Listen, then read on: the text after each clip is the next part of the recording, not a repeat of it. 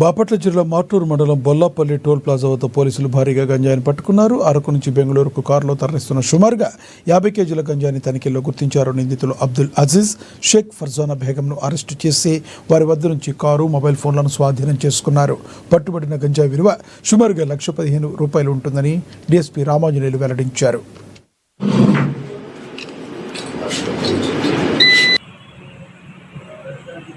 మన toll plaza దగ్గర Swift Dzire కారులో ప్రయాణిస్తున్నటువంటి ఇద్దరు వ్యక్తులు, వారితో పాటు ఉన్నటువంటి 25 గంజాయి ప్యాకెట్లను సీజ్ చేయడం జరిగింది.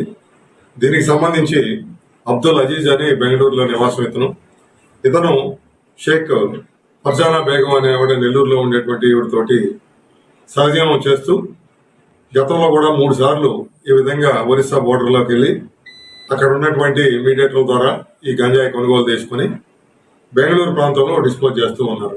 దీనికి సంబంధించి మనకి రాబడిన సమాచారం మేరకు మనం మా సిఐ గారి సిబ్బంది నిన్న సాయంత్రం రాత్రి 10 గంటలకి అరెస్ట్ చేసి అన్ని ఫార్మాలిటీస్ పూర్తి చేసి ఈరోజు కోర్టుకి హాజరుపెట్టడం జరుగుతుంది. దీనిలో ఈ 25 ప్యాకెట్లలో ఒక్కొక్కటి 2 కేజీల లెక్కన మొత్తంగా 50 కేజీల గంజాయి, దాంతోపాటు షిఫ్ట్ డిజైర్ కారు, వారి దగ్గర ఉన్నటువంటి సెల్ ఫోన్లు అన్ని కూడా సీజ్ చేయడం జరిగింది.